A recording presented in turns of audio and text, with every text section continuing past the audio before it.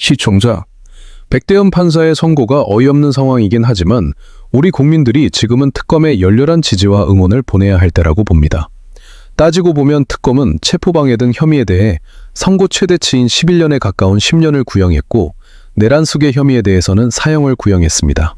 즉 특검은 윤석열에 대한 구형 역량만큼은 국민들이 원하는 것이 무엇인지 그리고 법과 상식으로 봤을 때 무엇이 옳은 것인지를 제대로 알고 있다는 뜻입니다.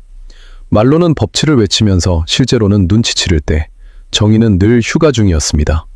지금 많은 분들이 분노하는 지점은 단순히 5년이냐라는 숫자 하나로 끝나지 않습니다. 법정에서 읽힌 죄명은 8가지였습니다.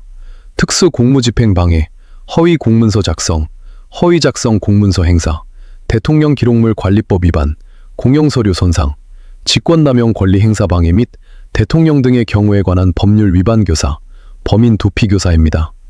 재판부는 공소사실과 판단을 길게 설명하면서도 죄질이 매우 좋지 않다, 반성하는 태도도 없다는 말까지 남겼습니다. 그런데 주문은 징역 5년이었습니다. 이 간극이 국민을 흔듭니다. 말은 엄중한데 결론은 절반으로 꺾여버린 것처럼 보이기 때문입니다.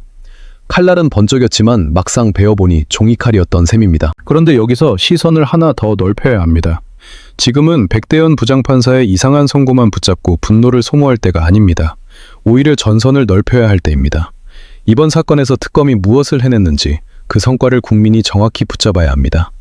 류혁 전 법무부 감찰관이 JTBC 뉴스 특보에서 짚은 대목이 그 핵심입니다. 피고인 측이 주장했던 법률적 주장과 사실관계가 대부분 배척됐다는 점, 법리 측면에서는 특검의 완승이라는 점입니다. 그리고 무엇보다 공수처 수사권 논란과 체포영장 절차 논란이 재판에서 정면으로 부딪혔는데도 재판부가 공수처 수사권을 인정하는 판단을 내렸다는 점입니다. 이쯤 되면 변명은 많고 설득은 없는 쪽이 누구인지 분명해집니다. 이 판단은 단순한 한 사건의 결론이 아닙니다. 앞으로 이어질 재판에서 윤석열 측이 반복해온 수사 자체가 불법이라는 프레임을 약화시키는 첫 고리입니다. 그 고리를 특검이 끌어냈다는 사실을 가볍게 보면 안 됩니다. MBC 라디오 김종배의 시선 집중에서도 류혁 전 감찰관의 흐름은 일관됩니다. 체포영장 집행방해의 주된 혐의는 법리적으로 큰 문제가 없다고 봤고 국무회의 관련 쟁점은 형식적 국무회의였는지 실제였는지 논쟁의 여지가 있지만 설령 그 부분에서 무죄가 난다고 해도 오히려 계엄 선포 과정의 절차적 위법성이 더 부각될 수 있다고 했습니다. 이 이야기는 중요한 함의를 가집니다. 윤석열 측이 무죄라는 단어 하나를 건져도 그 무죄가 사건의 본질을 무너뜨리기는커녕 절차 위반을 더 도드라지게 만들 수도 있다는 것입니다. 그러니까 특검이 밀어붙이는 구조 자체가 법정에서 쉽게 무너지지 않는다는 뜻입니다. 하나 건졌다고 웃기엔 바닥에 깔린 지뢰가 너무 많습니다. 그럼에도 많은 국민이 납득하기 어렵다고 느끼는 이유는 따로 있습니다. 류혁 전 감찰관이 말한 것처럼 법리 판단을 들을 때는 구형에 준하는 형량, 심지어 상한에 가까운 형량까지도 예상할 수 있었는데 현실의 결론은 통상적인 범위로 눌러버린 모양새였기 때문입니다.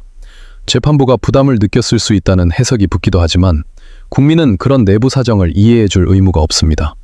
특히 초범이라는 문구로 정상 창작을 해버리는 순간 국민이 체감하는 정의는 붕괴합니다. 내란은 한 번밖에 못 일으킨다는 상식적 반문이 괜히 나오는 게 아닙니다. 그 초범이라는 형식적 문장이 권력범죄의 중대성을 가볍게 만드는 면죄부처럼 보이기 때문입니다. 권력 앞에서는 초범이 면허증처럼 쓰이는 장면을 또 보게 될 줄은 몰랐습니다. 바로 여기서 국민이 해야 할 일이 생깁니다. 판사에게만 시선을 고정하면 특검의 성과까지 같이 묻혀버립니다. 이것이야말로 가장 위험한 흐름입니다. 특검은 이번 사건에서 법률상 처단형의 상단이 징역 11년 3개월이라는 구조를 전제로 거의 상단에 가까운 10년을 구형했습니다. 내란 본류 사건에서는 사형 구형까지 나왔습니다. 이는 특검이 적당히 간 것이 아니라 국민이 요구하는 법치 회복의 방향으로 최대한 밀어붙였다는 의미입니다. 특검이 국민 여론을 의식했기 때문에 강하게 구형했다는 말이 괜히 나오지 않습니다. 그 말에 뒤집힌 의미는 이것입니다. 국민이 지켜보고 있다는 압력, 민주주의의 감시가 있어야 검찰권도 칼끝을 제대로 세운다는 뜻입니다. 그렇다면 지금 국민이 해야 할 일은 명확합니다.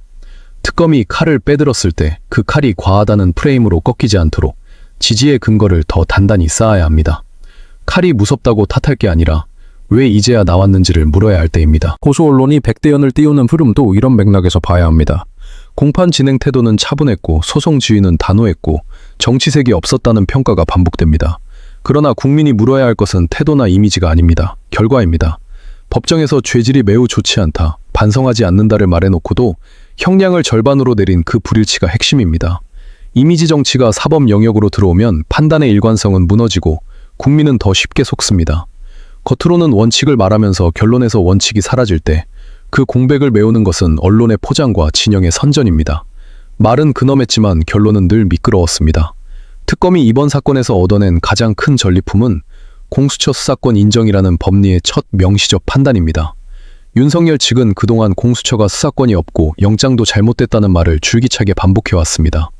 그런데 이번 1심 판단은 적어도 그 주장이 더 이상 통하지 않는다는 신호입니다. 앞으로 2월 19일로 예정된 내란 사건 선고를 감안하면 이 신호가 갖는 무게는 더 커집니다. 재판부가 다르더라도 한 번 공개법정에서 정리된 논리와 판단은 다른 재판에서도 압박으로 작동합니다. 특검이 법리를 깔아놓으면 다음 재판부는 그 위에서 더 무거운 책임 판단을 회피하기 어려워집니다. 그렇다면 5년 선고가 남긴 오점은 특검의 성과와 결합해 더 큰 요구로 전환되어야 합니다. 왜 이렇게 낮냐에서 멈추면 끝입니다. 왜 이런 낮은 결론이 가능했는가, 그 가능성을 제도로 어떻게 차단할 것인가로 넘어가야 합니다. 윤석열이 법정에서 보여준 태도, 사형 구형이 나오는 순간에 승리라도 한 듯한 장면들이 국민에게 주는 모욕감은 단순한 감정 문제가 아닙니다. 버티면 된다는 학습을 사회에 퍼뜨리는 장면이기 때문입니다. 법정이 교실이 되고 나쁜 교과서가 또 한 권 추가된 셈입니다. 과거 전두환과 노태우가 그랬고 이명박과 박근혜도 그랬습니다. 그때마다 남은 것은 오점이었고 역사적 교훈은 매번 다시는이었지만 제도는 늘 언젠가는을 허용했습니다. 그래서 사면복권을 어떻게 막을 것인지도 이제는 진지하게 논의돼야 합니다. 내란죄처럼 국민 전체가 피해자인 범죄의 경우 대통령의 특별 사면권이 피해자의 명확한 의사에 반하게 행사돼서는 안 된다는 주장도 나옵니다. 국민투표든 여론조사든 어떤 방식이든 절차적 정당성을 부여하는 장치를 둬야 한다는 취지입니다. 단순히 분노로만 끝낼 문제가 아닙니다. 처벌을 강하게 하자는 말만으로는 부족합니다. 다시 나오지 못하게 하는 장치를 만들려는 요구가 뒤따라야 합니다. 이 흐름 속에서 내란 전담재판부의 필요성도 더 선명해집니다. 사건을 쪼개놓으면 책임은 언제나 희석됩니다. 한 덩어리로 연결된 헌정질서 파괴 행위를 한 덩어리의 시선으로 판단하자는 요구가 지금 필요합니다. 지금의 분노를 전선으로 바꿔야 합니다. 그래야 특검이 혼자 싸우지 않고 사법부도 더 이상 국민을 우습게 보지 못합니다. 영상 마치겠습니다. 여러분의 구독과 좋아요는 영상 제작에 큰 힘이 됩니다. 여러분들 이 사안을 어떻게 생각하십니까? 여러분들의 견해를 댓글로 많이 남겨주시기 바랍니다. 감사합니다.